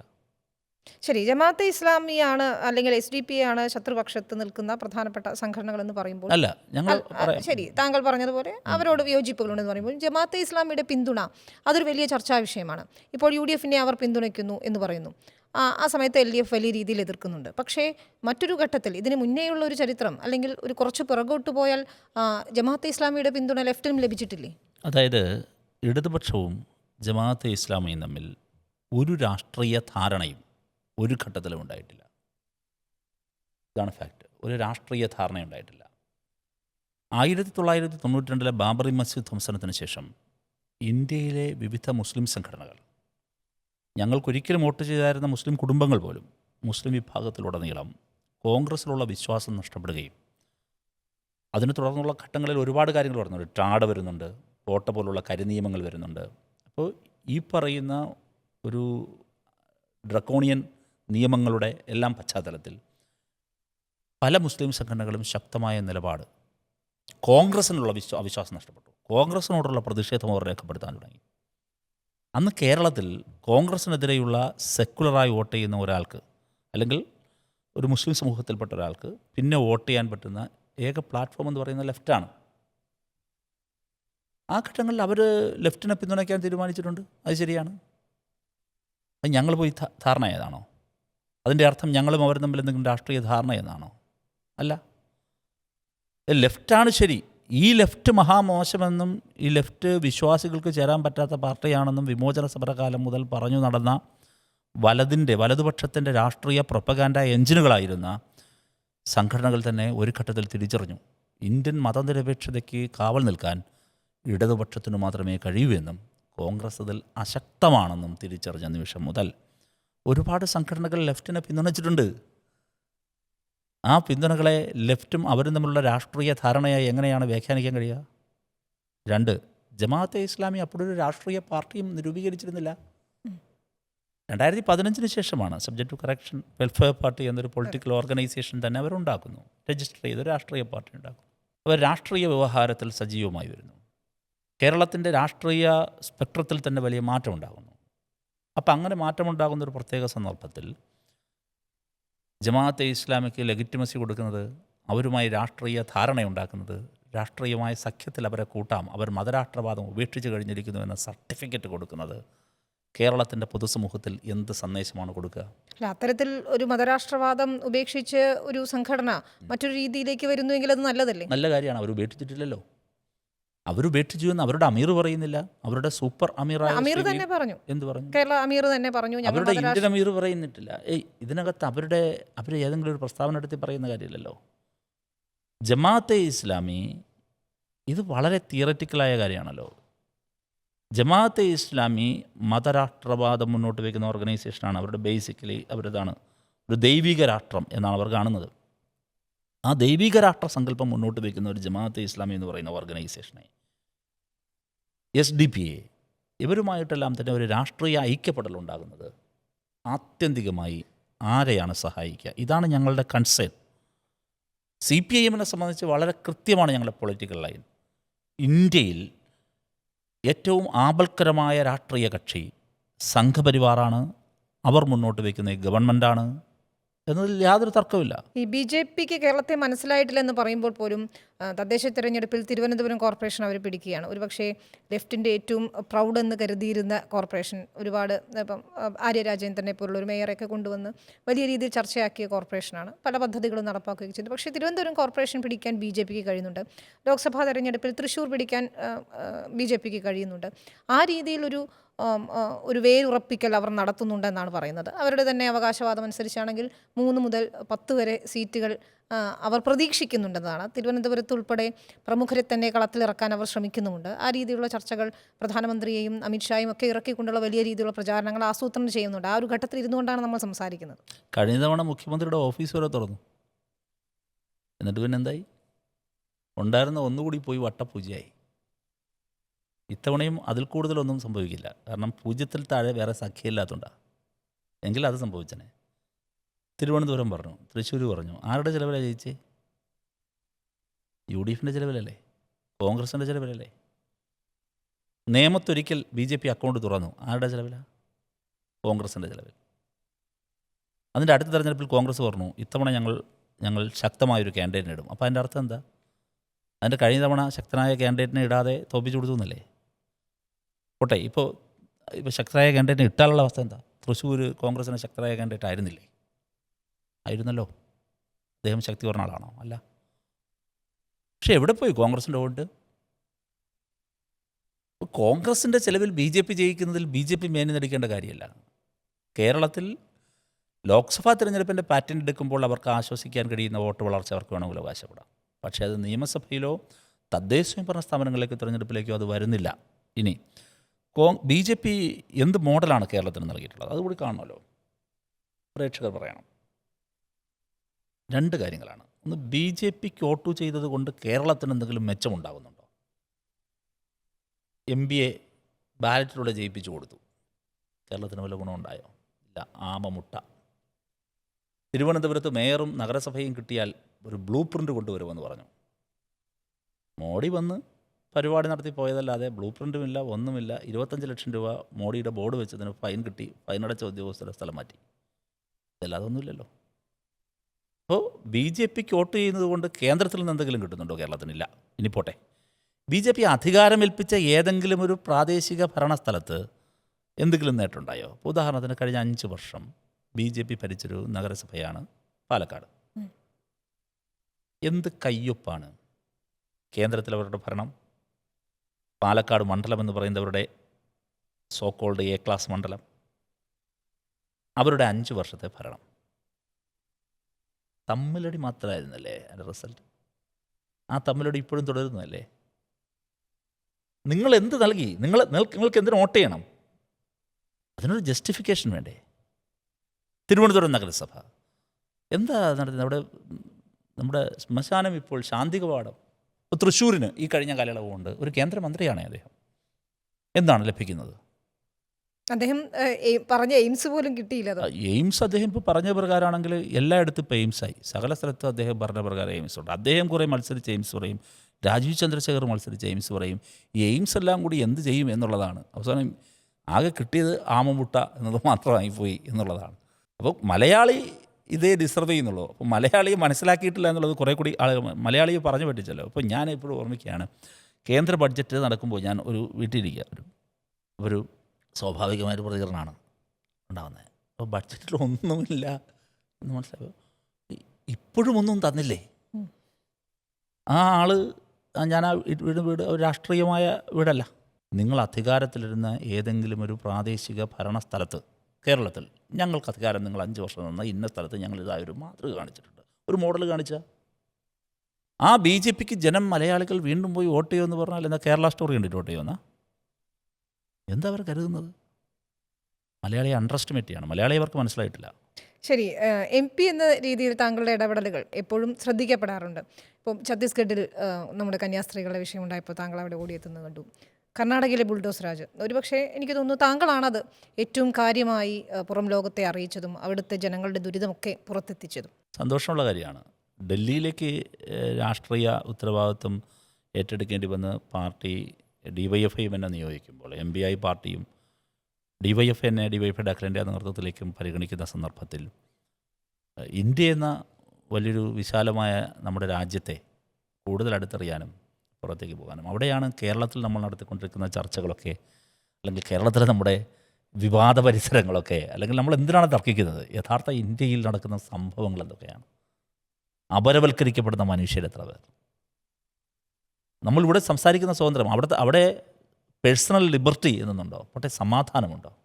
കുറേ കാലങ്ങൾക്ക് മുമ്പ് ഒരാൾ ചോദിക്കുന്നുണ്ടായിരുന്നു, ഇന്ത്യ ഭരിക്കുന്നത് ആരാണ് എന്ന്. ഭയം ഭരിക്കുന്ന രാജ്യത്തെ നേർക്കാഴ്ചകൾ കാണാൻ അവസരം ലഭിച്ചിട്ടുണ്ട്. ഇപ്പോൾ മണിപ്പൂർ ഇന്ത്യ ബ്ലോക്കിലെ ഒരംഗമായി CPM പ്രതിനിധീകരിച്ച് പോയത് ഞാനായിരുന്നു. എത്ര ദുരിതപൂർണമായ കാഴ്ചകളാണ് കണ്ടത്. ഛത്തീസ്ഗഡ് കന്യാസ്ത്രീകൾ ജയിലടയ്ക്കപ്പെട്ട സമയത്ത് സഖാവ് ബൃന്ദ കാരട്ടിൻ്റെ നേതൃത്വത്തിലുള്ള ഡെലിഗേഷൻ എനിക്ക് പോകാൻ അവസരം ലഭിച്ചു. ഹരിയാനയിലെ നൂഹ് എത്നിക് ക്ലെൻസിങ് എന്ന് അവിടുത്തെ ഹൈക്കോടതി പറഞ്ഞ് ഏറ്റവും കൂടുതൽ കോടതി ഇൻ്റർവെൻഷനിലൂടെയാണ് ബുൾഡോസറായി നിർത്തിയത്. നമ്മൾ അത്ഭുതപ്പെടും. നമ്മളിവിടെ കാണുന്ന കാഴ്ച ഏകപക്ഷീയമായ നരവേട്ടയായിരുന്നു, മുസ്ലിം വേട്ടയായിരുന്നു. പള്ളിക്കകത്തൊക്കെ കയറിയിട്ടാണ് ഈ മതപുരോഹിതരെ കൊന്നുകളഞ്ഞത്. ആ കൊല്ലപ്പെട്ട മതപുരോഹിതനെ സംബന്ധിച്ച് കവിത എഴുതുന്ന അദ്ദേഹം ഒടുവിലായി എഴുതിയ കവിത മതസൗഹാർദ്ദത്തിന് വേണ്ടി എഴുതിയ, സഹിഷ്ണുതയ്ക്ക് വേണ്ടി എഴുതിയ കവിതയാണ്. ആ മനുഷ്യനെയാണ് കൊന്നുകളഞ്ഞത്. വീടുകളൊക്കെ നിങ്ങൾ കാണേണ്ടത് നമ്മുടെ സാധാരണ ചെറിയ വീടുകളൊന്നും അല്ല കേട്ടോ, അത്യാവശ്യം കൊള്ളാവുന്ന വീടുകൾ. കൊള്ളാവുന്ന ഞാൻ പറഞ്ഞാൽ കെട്ടുറപ്പുള്ള വീടുകൾ, അടച്ചുറപ്പുള്ള വീടുകൾ. ആ വീടുകളൊക്കെ, ആ കച്ചവട സ്ഥാപനങ്ങൾ എല്ലാം ജില്ലാ ഭരണകൂടം വന്ന് ബുൾഡോസ് ചെയ്ത് കളഞ്ഞിരിക്കുകയാണ്. ആ സ്ഥലത്തേക്ക് പോകാൻ കഴിഞ്ഞു. ആ മനുഷ്യരുടെ അരികിലേക്ക് അവർ കാണുന്ന അക്കൗണ്ടബിളായ ആദ്യത്തെ ആളുകൾ ഞങ്ങളായിരുന്നു. കാശ്മീരിലേക്ക് പോകാൻ കഴിഞ്ഞു. പഹൽഗാമിന് ശേഷം എന്താണ് കാശ്മീരിൽ നടന്നത്? പാക് ഒക്കുപ്പൈഡ് കാശ്മീരിനോട് ചേർന്ന് കിടക്കുന്ന ഗ്രാമങ്ങളിൽ ഞങ്ങൾക്ക് എത്തിച്ചേരാൻ കഴിഞ്ഞു. സഖാവ് MA ബേബിയുടെ നേതൃത്വത്തിലുള്ള ഡെലിഗേഷൻ, അതിലൊരംഗമായിരുന്നു ഞാൻ. ആദ്യമായും അവസാനമായും ഒരു പ്രതിനിധി സംഘത്തെ കാശ്മീരിലേക്ക് അങ്ങനെ അയച്ച ഏക രാഷ്ട്രീയ പാർട്ടി CPM ആണ്. ആ ജനങ്ങളെ കണ്ടു, ഗ്രൗണ്ടിൽ പോയി ആ മനുഷ്യരെ കണ്ടു. ഏറ്റവും കൂടുതൽ നിങ്ങൾ സൂചിപ്പിച്ചതുപോലെ വസീം ലേഔട്ടിലെ, ഫക്കീർ കോളനിയിലെ, നമ്മുടെ തൊട്ടരികിലെ കർണാടകയിൽ ബുൾഡോസർ രാജിൻ്റെ ഇരകളായി തീർന്ന ദളിതരും മുസ്ലിങ്ങളുമായ അശരണരായ മനുഷ്യർ, മനുഷ്യരുടെ അരികിലേക്ക് പോകാൻ കഴിഞ്ഞു. തീർച്ചയായിട്ടും MB എന്ന CPM ഏൽപ്പിച്ച ആ ഒരു മേൽവിലാസം ഇത്തരം കാര്യങ്ങൾക്ക് പോകാൻ കഴിഞ്ഞതും അത് മനസ്സിലാക്കാൻ കഴിഞ്ഞതും ആ ഗ്രൗണ്ടിലെ യാഥാർത്ഥ്യങ്ങൾ നിങ്ങളത് കാണേണ്ട കാഴ്ചയുണ്ട്. ഈ നമ്മുടെ സായിനാഥിൻ്റെ ഒരു പുസ്തകമുണ്ട്, everybody loves a good drought, നല്ലൊരു വരൾച്ചയെ എല്ലാവരും ഇഷ്ടപ്പെടുന്നു. അതിൻ്റെ തുടർച്ചയിൽ അദ്ദേഹം പിന്നെയും എഴുതിയിട്ടുണ്ട്. അദ്ദേഹത്തിൻ്റെ എഴുത്തുകളിൽ മാധ്യമങ്ങൾ എവിടെയാണ് ക്യാമറകൾ വെക്കുന്നത്, എങ്ങനെയാണ് മാധ്യമങ്ങളുടെ വാർത്താ പരിഗണനയായി മാറുന്നത്, കേരളത്തിലെ മാധ്യമങ്ങളെ എന്തൊക്കെ വിമർശനങ്ങളുള്ളപ്പോഴും കേരളത്തിലെ മാധ്യമങ്ങളെ ഇന്ത്യൻ മാധ്യമ പരിസരത്ത് നിന്ന് നോക്കുമ്പോൾ അഭിനന്ദനത്തിന് വകയുണ്ട് എന്നാണ് എൻ്റെ പക്ഷം. അഭിനന്ദനത്തിന് വകയുണ്ട്, ഇപ്പോഴും വകയുണ്ട്. വിമർശനങ്ങൾ ഒരുപാടുണ്ട്, അപ്പോഴും അഭിനന്ദനത്തിന് വകയുണ്ട്. പക്ഷേ സോ കോൾഡ് നാഷണൽ മാധ്യമങ്ങൾ മോദി മാധ്യമങ്ങളായി മാറിയില്ലേ? ആരുടെ കൈകളിലാണ് മാധ്യമം ഇരിക്കുന്നത്? ഹരിയാനയിലെ നൂഹിലെ കാഴ്ചകൾ എന്തുകൊണ്ടാണ് ലോകത്തെ അറിയിക്കാൻ അവർ കഴിയാതെ പോയത്? ആ മനുഷ്യർക്ക് വേണ്ടി പിന്നെ സംസാരിക്കാൻ ആരാണുള്ളത്? നിങ്ങൾ ആലോചിക്കേണ്ടത്, ആ ഹരിയാനയിലെ മുഖ്യ പ്രതിപക്ഷം എന്ന് പറയുന്നത് കഴിഞ്ഞ തവണ വിജയിക്കുമെന്ന് എല്ലാവരും പ്രതീക്ഷിച്ചിരുന്നു. ഹരിയാന കോൺഗ്രസ്സാണ്. ആ പ്രോമിനൻ്റായ കക്ഷിയായ കോൺഗ്രസ് ഒരാളെ പറഞ്ഞയച്ചില്ല. അന്ന് എനിക്കിപ്പോഴും ഓർമ്മയുണ്ട്, കേരളത്തിൽ നിന്ന് 20 എംപിമാരുണ്ട്. അതിലെ ബഹുഭൂരിപക്ഷം കോൺഗ്രസ് എംപിമാരാണ്, UDF എംപിമാരാണ്. അവരിലെ ഒരാളെ പോലും പാർലമെൻറ്റ് കിടക്കുന്ന സമയമായിട്ട് പോലും അവിടേക്ക് പറഞ്ഞയച്ചില്ല. ശരി, താങ്കൾ ഈ പാർലമെന്റിലെ ഇടപെടൽ നടത്തുമ്പോൾ അടുത്തിടെ ഏറ്റവും ശ്രദ്ധേയമായി എനിക്ക് തോന്നുന്നത് റൈറ്റ് ടു ഡിസ്കണക്ട് ബില്ലാണ്. ഒരുപക്ഷെ വലിയ രീതിയിൽ ചർച്ച ചെയ്യേണ്ടുന്ന ഒരു വിഷയമാണ് അതെന്ന് തോന്നുന്നു. തീർച്ചയായിട്ടും റൈറ്റ് ടു ഡിസ്കണക്റ്റും ഇതുപോലെ തന്നെയാണ്. നമ്മുടെ രാജ്യത്തെ DYFI അതെടുക്കാൻ തീരുമാനിക്കുകയും അതിനുശേഷം ഇന്ത്യയിലെ വിവിധ IT ഹബ്ബുകളെന്ന് പറയാവുന്ന നഗരങ്ങളിലെ ആളുകളുമായിട്ട്, എംപ്ലോയീസുമായിട്ടെല്ലാം തന്നെ കൂടിക്കാഴ്ചകൾ നടത്തുകയും ചെയ്തു. അതിൽ പ്രധാനപ്പെട്ട ഒരു സമര കേന്ദ്രം എന്ന് പറയുന്നത് ബാംഗ്ലൂരാണ്. ബാംഗ്ലൂരിലെ അത്തരം ജീവനക്കാരുമായി നടത്തിയ ദീർഘമേറിയ കൂടിക്കാഴ്ചകൾ, ഞങ്ങളുടെ ഡെലിഗേഷൻ തന്നെ അവിടെ പോവുകയും DYFIയുടെ നടത്തി ഞങ്ങൾ അവരുമായി കാണുകയും അവരെ കേൾക്കുകയും ചെയ്തതിൻ്റെ പശ്ചാത്തലത്തിൽ, അതുമാത്രമല്ല ഇന്ത്യയിലെ അവരുടെ സഹായത്തോടു കൂടി മറ്റ് സിറ്റികളിലെ ആളുകളുമായുള്ള കൂടിക്കാഴ്ചകൾ, കേരളത്തിലെ ആളുകളുമായി, ഇതിൻ്റെ എല്ലാം പശ്ചാത്തലത്തിലാണ് ഇവർ അനുഭവിക്കുന്ന പ്രശ്നങ്ങൾ പാർലമെൻറ്റിൽ ഉന്നയിക്കണമെന്ന് തീരുമാനിച്ചത്. റൈറ്റ് ടു ഡിസ്കണക്റ്റ് എന്ന് പറയുന്ന പ്രശ്നം, വർക്ക് പ്രഷറിലൂടെ മരിക്കുന്ന ആളുകൾ, ഇൻ്റർനാഷണൽ ലേബർ ഓർഗനൈസേഷൻ്റെ കണക്ക് പ്രകാരം 46.7 മണിക്കൂർ ഒരു ആഴ്ചയിൽ ഇന്ത്യയിലെ തൊഴിലാളികൾ പണിയെടുക്കുന്നു എന്നുള്ളതാണ്. തീരുന്നില്ല, അതിനേക്കാൾ കൂടുതൽ അധിക പണിയെടുക്കുന്നു എന്നുള്ളതാണ്. ഇനി അതിനേക്കാൾ കൂടുതലുള്ള നിരവധിയായ മറ്റൊരുപാട് ഘടകങ്ങളുണ്ട്. ഇപ്പോൾ 25 വയസ്സിന് താഴെയുള്ള IT എംപ്ലോയീസിൻ്റെ മഹാഭൂരിപക്ഷവും ആൻസൈറ്റി ഇല്ലെങ്കിൽ മറ്റ് വിഷാദ രോഗങ്ങൾ, മറ്റ് മാനസിക സമ്മർദ്ദങ്ങൾക്ക് മറ്റ് പ്രശ്നങ്ങൾ. അന്നാ സെബാസ്റ്റ്യൻ നമ്മുടെ മുമ്പിലുണ്ട്, ഏണസ്റ്റ് ആൻഡ് യങ്ങിൽ ജോലിയെടുത്തിരുന്ന. അതിനുശേഷമാണ് നിഖിൽ സോമവൻഷി എന്ന് ഓല കമ്പനിയിൽ ആർട്ടിഫിഷ്യൽ ഇൻ്റലിജൻസ് ഡിവിഷനിൽ ബാംഗ്ലൂരിൽ ജോലി ചെയ്തിരുന്ന ഒരു ടെക്കി ആത്മഹത്യ ചെയ്തു. ഇതിങ്ങനെ ലിസ്റ്റിങ്ങനെ എൻലെസ്സായി പോയിക്കൊണ്ടിരിക്കുകയാണ്. അപ്പോൾ അതിനിടയിലാണ് രാജ്യത്ത് ഈ പറയുന്ന ന്യൂ ലിബറൽ ഗവൺമെൻറ് അവർ പറയുന്നത് എന്താ, വർക്കിംഗ് ടൈം കൂട്ടണം, വർക്കിംഗ് അവേഴ്സ് ഇനിയും കൂട്ടണം. കഴിഞ്ഞ എക്കണോമിക് സർവേയിൽ കൃത്യമായി പറയുന്നു വർക്കിംഗ് അവേഴ്സ് ഇനിയും കൂട്ടണം. കോൺഗ്രസ് ഭരിക്കുന്ന കർണാടകയിൽ വർക്കിംഗ് അവേഴ്സ് കൂട്ടാനുള്ള നിയമം കൊണ്ടുവരുന്നു. അന്നയുടെ അമ്മയോടൊക്കെയുള്ള ഞങ്ങളുടെ ഒരു കമ്മിറ്റ്മെൻറ്റ് കൂടിയാണത്. ഞാൻ ആ വീട്ടിൽ പോയിരുന്നു. അന്നയുടെ അമ്മ ഏണസ്റ്റ് ആൻഡ് യങ്ങിൻ്റെ കമ്പനി മേധാവിക്ക് അയച്ച കത്താണല്ലോ ഒരു ഐ ഓപ്പണറായി മാറിയത്. ഈ പ്രശ്നം ലോകത്തെമ്പാടും പലതരത്തിൽ ഉയർന്നു വരുന്നുണ്ട്. അപ്പോൾ അധികമായി ജോലി എടുപ്പിക്കുക, എന്താ പറയുക, ക്വാളിറ്റി ടൈം ഇല്ലാതിരിക്കുക, വർക്ക് പ്രഷറിൻ്റെ ലോകത്ത് എപ്പോഴും ഞങ്ങളുടെ വിരൽത്തുമ്പിൽ ഇല്ലെങ്കിൽ ഞങ്ങളുടെ ഫോണിൻ്റെ അങ്ങേത്തലക്കിൽ നിങ്ങൾ ഉണ്ടാകണമെന്ന് ആവശ്യപ്പെടുക. എവിടെയാണ് ക്വാളിറ്റി ലൈഫ്? ഇവർക്ക് വേണ്ടി ഇവരുടെ വരുമാനം കൂടുന്നുണ്ട്. എക്കണോമിക് സർവേ തന്നെ പറയുന്നുണ്ട് ഈ കമ്പനികളുടെ വരുമാനം കൂടുന്നുണ്ട്, പക്ഷേ ജീവനക്കാരുടെ വരുമാനമോ അത് വേജ് സ്റ്റാഗ്നേഷനാണ്. ഇപ്പോൾ ലോകത്ത് പലയിടങ്ങളിലും ഉയർന്ന ഈ work life balance, right to disconnect എന്ന മുദ്രാവാക്യം ഉയർന്നു വന്ന സമരങ്ങളിലെ ഗംഭീരമായൊരു മുദ്രാവാക്യമുണ്ട്. We don't want pizza, we want dignified life and dignified salary എന്നാണ്. ഇത്തരത്തിലുള്ള ഇടപെടലുകൾ നടത്തുമ്പോൾ താങ്കൾക്കെതിരെ വിമർശനങ്ങൾ വലിയ രീതിയിൽ ഉണ്ടാവാറുണ്ട്. താങ്കളുടെ ഇംഗ്ലീഷ് ഭാഷയെ വെച്ചുകൊണ്ട് താങ്കളെ വലിയ രീതിയിൽ സൈബർ അറ്റാക്ക് ചെയ്യുന്നത് നമ്മൾ കാണുന്നുണ്ട്. ഒരുപക്ഷെ എനിക്ക് തോന്നുന്നു അടുത്തിടെ ഏറ്റവും കൂടുതൽ സൈബർ ആക്രമണങ്ങൾക്കൊക്കെ ഇരയായിട്ടുള്ള, നമ്മൾ ഏറിൽ കയറുക എന്ന് പറയുന്നു, അങ്ങനെയുള്ളൊരു നേതാവായി താങ്കളെ മാറ്റിയെടുത്തു എന്ന് തോന്നുന്നു. അത് രാഷ്ട്രീയമായിട്ടാണ് ഞാനിതിനെ കാണുന്നത്. എന്നെ ആക്രമിക്കുന്നതിൻ്റെ പിന്നിലുള്ള പൊളിറ്റിക്കലാണ്. ഞാൻ ലെഫ്റ്റ് ആയതുകൊണ്ടാണ് എനിക്ക് ദയാരഹിതമായ ആക്രമണങ്ങൾ നേരിടേണ്ടി വരുന്നത്. ഉദാഹരണം, എന്നെ ആക്രമിക്കുമ്പോൾ സ്വാഭാവികമായിട്ടും സംഘപരിവാറിന് താല്പര്യമുണ്ട് എന്നെ ആക്രമിക്കാൻ. ഇപ്പുറത്ത് എല്ലാ മറ്റ് റൈറ്റ് വിങ്ങുകൾക്കും താല്പര്യമുണ്ട്. ലീഗിന് താല്പര്യമുണ്ട്, ജമാഅത്തെ ഇസ്ലാമിയുടെ അണികൾക്ക് താല്പര്യമുണ്ട്. അപ്പോൾ സ്വാഭാവികമായിട്ട് ആക്രമിക്കുന്നത് ഞാൻ കാണുന്നതിനെ പൊളിറ്റിക്കലായിട്ടാണ്. അപ്പോൾ ഞങ്ങൾ ആ ആക്രമണങ്ങളിൽ പതറിപ്പോവല്ല, പിന്നെ ഭാഷാപരമായ എൻ്റെ ഈ ഇംഗ്ലീഷുമായി ബന്ധപ്പെട്ട എൻ്റെ പരിമിതി ഞാൻ ജനങ്ങളുടെ മുമ്പിൽ തുറന്നു പറഞ്ഞ ആളാണ്. അത് മെച്ചപ്പെടുത്താൻ ഞാൻ ബാധ്യസ്ഥനാണ്. ഞാൻ മെച്ചപ്പെടുത്താമെന്ന് പറഞ്ഞ ആളാണ്. എൻ്റെ കുറവിനെയാണ് അവർ ആക്രമിക്കുന്നത്. എൻ്റെ ഒരു കുറവിനെയാണ്. ഞാൻ ഉയർത്തുന്ന പ്രശ്നങ്ങളെയല്ല. ഞാൻ ഉയർത്തുന്ന പ്രശ്നങ്ങളിൽ നിന്ന് ശ്രദ്ധ തിരിക്കാനും അല്ലെങ്കിൽ ലെഫ്റ്റ് ഉയർത്തുന്ന പ്രശ്നങ്ങളിൽ നിന്ന് ശ്രദ്ധ തിരിക്കുന്നതിനും എന്നാൽ പിന്നെ ഇത് കിട്ടിപ്പോയി എന്ന് കരുതി എന്നെ ആക്രമിക്കുകയാണ്. ആ എറിയുന്ന കല്ലുകൾക്കെല്ലാം നന്ദി എന്ന് മാത്രമേ പറയാനുള്ളൂ. താങ്കൾ അത്തരത്തിലൊരു താങ്കളുടെ പരിമിതികൾ തുറന്നു പറയുമ്പോൾ അതും മറ്റൊരു രീതിയിൽ അറ്റാക്ക് ചെയ്യപ്പെടുകയാണ്. ഇല്ല, അത് ഞാൻ പരിമിതികളില്ലാത്ത ഒരു എന്താ പറയുക അങ്ങനെ ഒരാളായിട്ട് ഞാനിപ്പോൾ നമ്മൾ ജനങ്ങളുടെ മുമ്പിൽ അക്കൗണ്ടബിളാണ്, തീർച്ചയായിട്ടും അക്കൗണ്ടബിളാണ്. അപ്പോൾ എനിക്കൊരു കുറവുണ്ട്. കുറവെന്ന് വെച്ചാൽ എനിക്ക് എൻ്റെ ഇംഗ്ലീഷ് ഭാഷയിലൊരു കുറവുണ്ട് എന്നുള്ളതാണല്ലോ എന്നെ ആക്രമിക്കുന്ന പറയുന്നത്. അപ്പം ഞാനതിൽ കുറവുണ്ടെങ്കിൽ ആ കുറവ് അതിനെ സമ്മതിച്ചു കൊടുക്കാൻ എനിക്കെന്തിനാ മടി കാണിക്കേണ്ട കാര്യം? ഇമോഷണലി ഡൗൺ ആവാറുണ്ട് ഇത്തരത്തിലുള്ള ആക്രമണങ്ങൾ വരുമ്പോൾ? ഇല്ല, അങ്ങനെയൊന്നുമില്ല. ഇമോഷണലി ഡൗൺ ആകുന്നില്ല. പക്ഷേ അതും അങ്ങനെ ഡൗൺ ആകാൻ പാടില്ല എന്നുള്ളത് തന്നെയാണ്. കാരണം ഈ കുഞ്ഞിനെതിരെ അല്ലെങ്കിൽ വൈഫിനെതിരെ അങ്ങനെയൊക്കെ വരുന്നതുണ്ടല്ലോ. അപ്പോൾ അവിടെ ഡൗൺ ആവുക എന്നൊരു ഭാഗമില്ല. അങ്ങനെയാണെങ്കിൽ പിന്നെ അങ്ങനെ നിന്ന് അഭിപ്രായം പറയാൻ പറ്റില്ലല്ലോ. എങ്കിൽ എന്നേ കച്ചവടം നിർത്തിപ്പോ അല്ലെങ്കിൽ പണി നിർത്തിപ്പോ വേണ്ടി വന്നേ. അതില്ല. എറിയുന്ന കല്ലുകളിൽ നിന്ന് കൂടുതൽ നന്ദി രേഖപ്പെടുത്തുന്നതുകൊണ്ടാ അതിനെ കൂടുതൽ നമ്മൾ മെച്ചപ്പെടുത്താൻ ശ്രമിക്കുകയല്ലേ ഉള്ളൂ. എറിയുന്ന കല്ലുകൾക്കെല്ലാം നന്ദി, ഇനി എറിയാൻ കരുതി വെച്ചിരിക്കുന്നതിനും നന്ദി എന്നേ അതിൽ പറയാനുള്ളൂ. എന്നെ സംബന്ധിച്ച് നിങ്ങൾ നോക്കൂ, നമ്മളെ എന്തിനാണ് അവരാക്രമിക്കുന്നത്? ഈ പറയുന്നൊരു കാര്യത്തിലാണല്ലോ. അതിൽ വളരെ രസകരമായ കാര്യമുണ്ട്. ഇപ്പോൾ ഒരു കാര്യം നിങ്ങൾ പറഞ്ഞല്ലോ, ഞാൻ യലഹങ്കയിൽ പോയി. അവിടെ വിവിധ മാധ്യമങ്ങൾക്ക് ഞാൻ ബൈറ്റ് കൊടുത്തു. അവിടുത്തെ എല്ലാം ഇംഗ്ലീഷ് മാധ്യമങ്ങൾക്കായിരുന്നു. മലയാളം മാധ്യമം എനിക്ക് ന്യൂസ് 8-ൻ്റെ മലയാളം കൂടി എൻ്റെ അടുത്തു. അല്ലാതെ ബാക്കിയെല്ലാം ഇംഗ്ലീഷ് തന്നെയാണ് കൊടുത്തത്. എല്ലാ ചാനലിനും കൊടുത്തു. റിപ്പബ്ലിക്കിന് കൊടുത്തു, NDTV കൊടുത്തു, എല്ലാം ഇംഗ്ലീഷ് തന്നെയാണ്. അതിലെ ഒരു ചാനലിന് കൊടുത്ത ഇൻ്റർവ്യൂവിലെ ഒരു ഭാഗം മാത്രം എടുത്തിട്ടാണ് എന്നെ ആക്രമിച്ചത്. അതെന്തിനാണ് അതെടുത്തത്?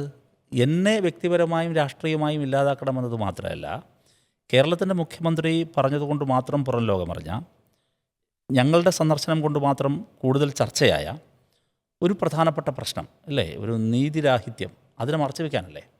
പാർലമെൻറ്റിലെ ആദ്യത്തെ കാലയളവിൽ എൻ്റെ ഒരു പ്രസംഗത്തെ എടുത്തവർ ട്രോളുന്നുണ്ട്. വ്യാപകമായി അവിടെ നിന്നാണ് തുടങ്ങിയത് ഈ ആക്രമണം.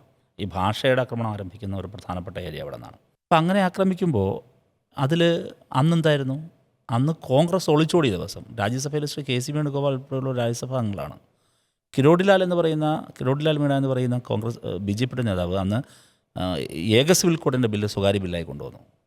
അന്ന് ഇവരെല്ലാം ഒളിച്ചോടി. ശ്രീ PV അബ്ദുൽ വഹാബിൻ്റെ പ്രസംഗം ഉണ്ടെന്ന്, എൻ്റെ ഇവിടെ ഈ കോൺഗ്രസ് സഹോദരങ്ങളെയൊന്നും കാണാനില്ല ഈ ദിവസം എന്ന് പറഞ്ഞു ഒളിച്ചോടി. ആരും ഇട്ടായിരുന്നില്ല. വലിയ വാർത്തയായി, വിവാദമായി. അന്ന് എഴുന്നേറ്റ് നിന്ന് പ്രതിരോധമുയർത്തിയ രാഷ്ട്രീയ പാർട്ടികൾ വിരലെണ്ണാവുന്നതായിരുന്നു. അതിലൊരു പാർട്ടി എൻ്റെ പാർട്ടി CPM ആയിരുന്നു. അന്ന് ഞാൻ നടത്തിയ ആ പ്രതിരോധത്തിനിടയിലെ എൻ്റെ ഭാഷാ പ്രശ്നത്തെയാണ് പിന്നീട് അടർത്തിയെടുത്തവർ അറ്റാക്ക് ചെയ്തത്. അവർ ഒളിച്ചോടിയവരാണേ. ഞങ്ങൾ നിന്ന് ഫൈറ്റ് ചെയ്തത് എൻ്റെ ഭാഷ ശരിയാക്കിയിട്ടാണ് അല്ലെങ്കിൽ അങ്ങനെയാണോ? ഞാൻ പറഞ്ഞത് അവർക്ക് മനസ്സിലായി. അവർക്ക് വേറെ പ്രശ്നങ്ങളൊന്നും ഉണ്ടായിരുന്നില്ല. അതിൻ്റെ ഗ്രാമാറ്റിക്കൽ എടുത്ത് വെച്ചിട്ട് തന്നെ എന്നെ അറ്റാക്ക് ചെയ്യാണ്. ഇങ്ങനെയല്ലല്ലോ ഇവനാരാവിൻ്റെ ഇതൊക്കെ ചോദിച്ചിട്ട് അതൊരു കല്ലെറിഞ്ഞോട്ടെ, അവർ അറ്റാക്ക് ചെയ്തോട്ടെ. അപ്പോൾ അവരങ്ങനെ അറ്റാക്ക് ചെയ്തു എന്ന് പറഞ്ഞിട്ട് അതിൽ മനമെടുത്ത് തകർന്ന് ഇമോഷണലി നമ്മൾ തകർന്ന് എന്നാൽ പിന്നെ അയ്യോ എല്ലാം പോയി, അങ്ങനെയല്ല. ഇത് പൊളിറ്റിക്കലാണ് എന്ന് ആദ്യം നമ്മൾ തിരിച്ചറിയുക എന്നുള്ളതാണ്. ഈ കല്ലേറുകളെല്ലാം പൊളിറ്റിക്കലാണ്. നിങ്ങൾ എറിഞ്ഞോളൂ. നിങ്ങൾക്കെന്നെ എറിഞ്ഞിടണമെന്ന് തോന്നുന്നിടത്താണല്ലോ നിങ്ങൾ എനിക്കെതിരെ കല്ല് പൊറുക്കി കൂട്ടുന്നത്. എറിഞ്ഞോ, ഇനി എടുത്തോളൂ, ഞാനിവിടെ തന്നെ ഉണ്ടാകും. ഇനി ഭാഷ അത് ജനങ്ങളോട് കൊടുത്ത ഉറപ്പാണ്. അത് മെച്ചപ്പെടുത്തുക എന്ന് പറയുന്നത് സ്വാഭാവികമായിട്ടും കമ്മ്യൂണിക്കേഷൻ ഒരു ടൂൾ. എനിക്ക് മലയാളത്തെ സംബന്ധിച്ച് എനിക്ക് എൻ്റെ രാഷ്ട്രീയ പ്രവർത്തനത്തിൻ്റെ പരിസരം കേരളമായിരുന്നു. ഞാൻ വളർന്നു വന്ന ജീവിത സാഹചര്യങ്ങളും ഈ പറഞ്ഞതുപോലെ ഒരു മനോഹരമായി ഇംഗ്ലീഷ് സംസാരിക്കാൻ കഴിയുന്ന അല്ലെങ്കിൽ അങ്ങനെ ഒരു എഡ്യൂക്കേഷൻ ഫീഡിങ് കിട്ടുന്ന വിധമുള്ളൊരു ജീവിത സാഹചര്യത്തിലൊന്നും വന്ന ഒരാളല്ല ഞാൻ. അതൊന്നും പറഞ്ഞ് ഞാൻ അവിടെയൊന്നും എക്സ്ക്യൂസ് എടുക്കാൻ ഉദ്ദേശിക്കുന്നില്ല. അങ്ങനെയൊന്നും ആയിരുന്നില്ല. അപ്പം അങ്ങനെ വന്ന ഒരാളെ സംബന്ധിച്ച് എൻ്റെ മലയാള ഭാഷയിൽ എനിക്ക് തികഞ്ഞ ആത്മവിശ്വാസമുണ്ട്. എൻ്റെ ഭാഷ അത് മതിയായിരുന്നു. എത്ര മണിക്കൂർ വേണമെങ്കിലും സംസാരിക്കാൻ, ഏത് വിഷയത്തിലും സംസാരിക്കാൻ, വളരെ റെസ്പെക്റ്റ്ഫുള്ളായിട്ട് സംസാരിക്കാൻ ഒക്കെ സാധിക്കുന്ന ആത്മവിശ്വാസം എനിക്കുണ്ടായിരുന്നു. പെട്ടെന്ന് ഡൽഹിയിലേക്ക് ചുവട് മാറ്റപ്പെട്ടു. ഡൽഹിയിൽ പോയപ്പോഴേക്ക് സ്വാഭാവികമായിട്ടും അവിടെ കമ്മ്യൂണിക്കേഷൻ ഇംഗ്ലീഷായി തീർച്ചയായിട്ടും. അപ്പം ഞാനത് പ്രാപ്തനാവണം. ഞാൻ അന്ന് മുതലേ ശ്രമിക്കുന്നുണ്ട്. ശരി. അതിൽ വലിയ മെച്ചപ്പെടലുണ്ടായി എന്നുള്ള ആത്മവിശ്വാസം എനിക്കുണ്ട്. പഴയതിനേക്കാൾ നല്ല കോൺഫിഡൻസും എനിക്ക് അക്കാര്യത്തിലുണ്ട്. പക്ഷേ എത്ര കോൺഫിഡൻസോട് കൂടി ഞാൻ എന്ത് പറഞ്ഞാലും അതല്ല അതിൻ്റെ ഒരു ശകലമെടുത്ത് എൻ്റെ ഒരു കുറവിനെ പുറകെ നടന്ന് പിന്തുടർന്ന് അതിങ്ങനെ എടുത്ത് അതിൽ ആത്മരതി കൊള്ളുകയാണ്. കൊണ്ടോട്ടെ. ശരി, കൂടുതൽ ധീരമായ നിലപാടുകൾ സ്വീകരിച്ച് മുന്നോട്ട് പോകാനാകട്ടെ. വളരെയധികം നന്ദി റിപ്പോർട്ടറിനൊപ്പം ചേർന്ന്. സന്തോഷം.